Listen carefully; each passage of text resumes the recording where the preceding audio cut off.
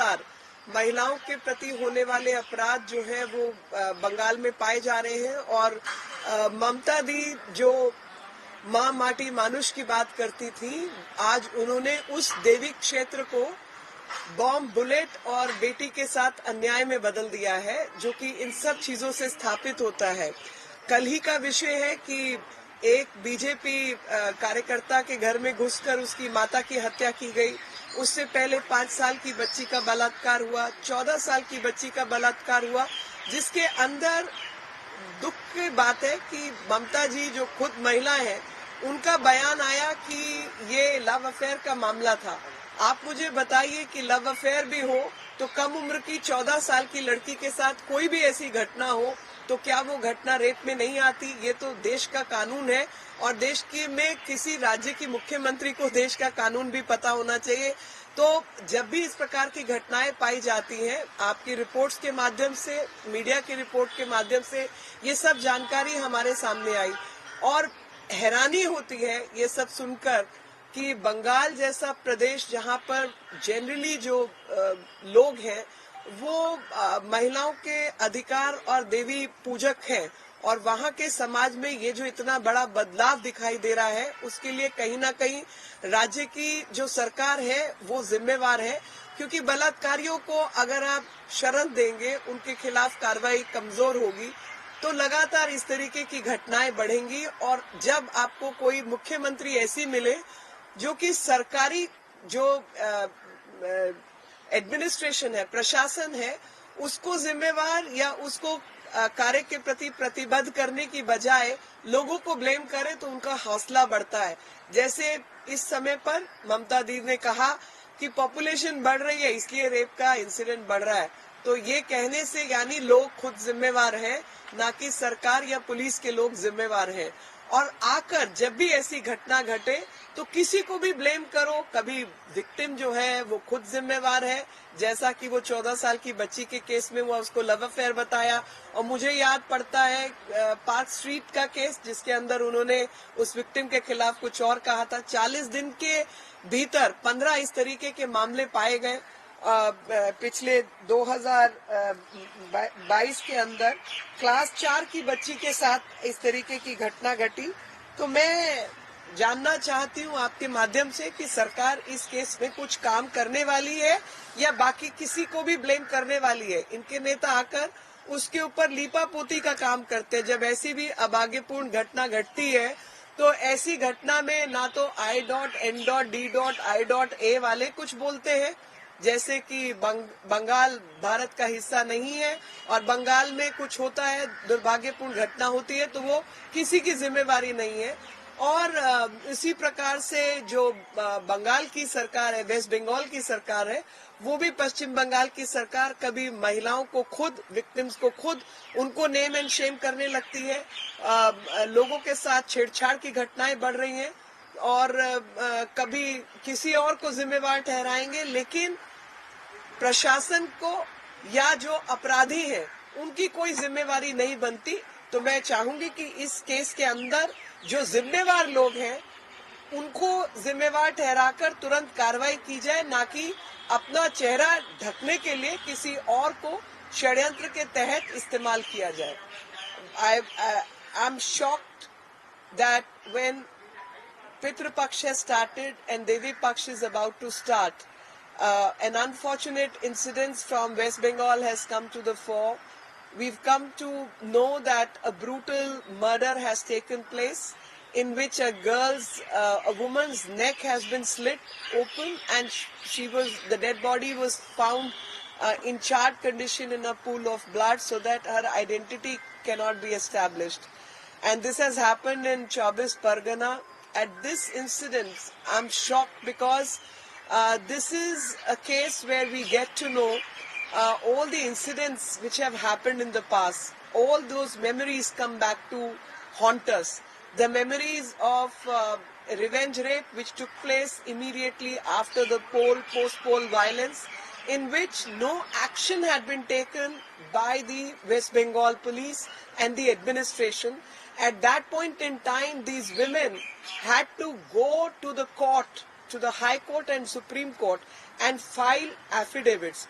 In spite of them filing the affidavit, the action on the level of administration was found missing. When a 14-year-old girl's rape had taken place, at that point in time, Mamta Di, none less than the Chief Minister of the state, blamed the girl and called it a love affair, which is shaming and naming the victim, and that is what has happened in the past. A 14-year-old child is still a child, and even if I were to assume this was a case of love affair, which it was not, then also it's a rape, because a rape is a rape. An underage girl is found involved in such a bad incident. A 5-year-old child has been found involved in was victimized. POCSO courts are giving data. Through the media reports, we have also come to know that yesterday another murder has taken place where the mother of a BJP worker was murdered. All this is happening in a Devi Kshetra. This is happening in a place where Devi is worshipped, and society by and large is respectful to the women, and rights of women are respected. So a land, a geography which was known for Ma Mati Manush has converted itself under the awful administration of TMC party into bomb, bullet and beti ke saath anyay, which is what everyone is witnessing these days. In 40 days, 15 cases of rape and victimization of women have taken place, and repeatedly such incidents are taking place because somewhere the confidence of wrongdoers and the criminals is enhanced because they have some kind of support, or lackadaisical approach of the administration has enhanced their hosla, their confidence, and they are able to get away with these kind of crimes. If there is any question, I'll take that question. में भी एक मामला सामने आया ma'am, वहाँ पर जयपुर जिले के जमवाराम गढ़ क्षेत्र में महिला को जला दिया गया और उसको फेंक दिया गया है सड़क पर। इस पर राजस्थान की जो कानून व्यवस्था है उस पर देखिए, मैं यही कहना चाहती हूँ कि महिलाओं के विषय की बात आती है तो ये राजनीति करने के लिए तुरंत उतर पड़ते हैं। महिलाओं के साथ दुर्भाग्यपूर्ण घटना किसी भी राज्य में हो, उसको हमें सिंगल हैंडेडली कंडेम करना है और कानून व्यवस्था को उसके पक्ष में लाके खड़ा करना है। तो विषय यह है कि जहां जहां इस तरीके की दुर्भाग्यपूर्ण घटनाएं सामने आए, चाहे वो राजस्थान हो, चाहे वो बंगाल हो या कोई भी राज्य हो, वहां पर तुरंत जो जवाबदेही है वो प्रशासन की बनती है और नियम कानून के अनुसार ऐसे सब मामलों में तुरंत कार्रवाई होनी चाहिए। और यही मैं उम्मीद करती हूँ कि हर राज्य के अंदर इस प्रकार की कानून व्यवस्था हो जहां पर महिलाओं के केस जो है उनके ऊपर तुरंत संज्ञान में लिया जाए और कार्रवाई की जाए। I.N.D.I.A. वालों से मैं जानना चाहती हूँ कि इन दोनों के प्रति आप कुछ अपना बयान देंगे। मैं लड़की हूँ, लड़ सकती हूँ, मगर जिन लड़कियों की लड़ाई है उनके साथ आप खड़े हुए क्यों नहीं दिखाई दे रहे? उन सब विषयों के ऊपर आपकी आवाज क्यों मिसिंग है, मैं ये जानना चाहती हूँ। मुझे याद है कि लगातार इस तरीके की घटनाएं घटी हैं और उन सब के मामलों में जो भी प्रशासनिक कार्रवाई है, जो भी पुलिस व्यवस्था, कानून व्यवस्था की कार्रवाई है, हम उसकी मांग करते हैं।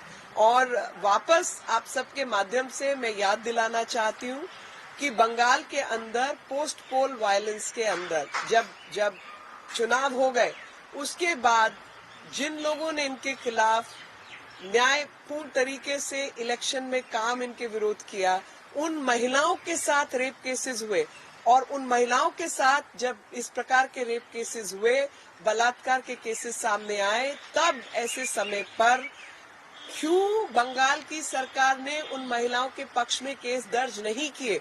उन सब के cases affidavit high court, supreme court में दाखिल करवाने की नौबत आई।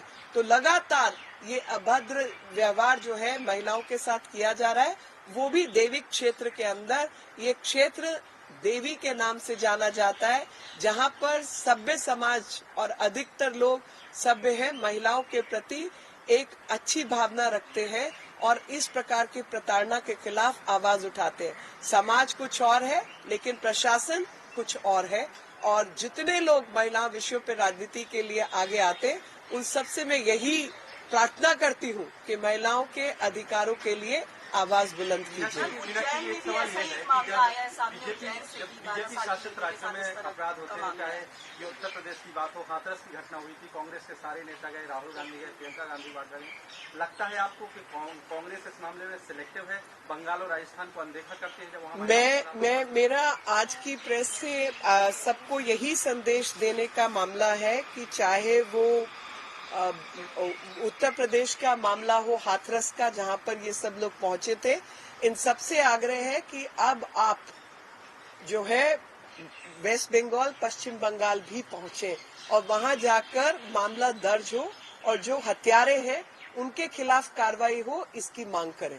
क्योंकि चाहे वो हाथरस हो चाहे कुछ और हो, जहां भी महिला के साथ उत्पीड़न हुआ है, प्रशासन से यही मांग है कि प्रशासन बिना पक्षपात के महिला विरोधी मामलों के अंदर अपना काम करे और तुरंत कार्रवाई करे। लेकिन जहां प्रशासन काम कर रहा है वहां आप हस्तक्षेप करते हैं, लेकिन जहां प्रशासन का एक लचीला रुख है वहां पर आप नहीं पहुंचते हैं। तो मेरी आप सबसे महिला के अधिकारों की जो बात करते हैं, सबसे एक ही प्रार्थना है कि कृपया करके बिना पक्षपात के महिला विरोधी कार्रवाई जहां हो रही हो, आप उन सब मामलों में वही मांग करें और उसी के पक्ष में खड़े रहें। Ma'am, India Today investigation yesterday exposed how women trafficking of minor girls are happening in the state of Rajasthan, in Bundi, and there's another instance of Neemuch, Madhya Pradesh, where there are middlemen who are ready to sell girls as young as 14-year-old for human trafficking. No, I mean, whoever is working for the cause of women, without getting into the detail, trafficking is a very, very serious offense. And I know it's happening in Chhattisgarh also. So all these places which have low income economy, these incidents have been happening. I want everyone, a task force be formed, and each police department from one state to the another come on board and coordinate their actions, because ultimately it's a question of rights of women, and it's a question of young children who will actually be an asset for this country, and we are letting that be wasted. So I think as civilization we need to be serious about this, and we must take action against all the wrongdoers, irrespective of whichever state this is happening in. There was a shocking case in Ujjain as well, a 20-year-old babe. She fell, in fact, unconscious. People didn't come out for help. She walked for 8 kilometers before any help could be taken. So my compliments to the ashram who came forward to protect her rights and took her to the hospital and took her to the administration for registering of the case. And I would expect society to be more kind to the rape victims, and also the administration came in action once the matter was brought to their notice. But I expect everyone to be kind to the victims and compassionate in all such cases, come forward and support the girls who are victimized by such things.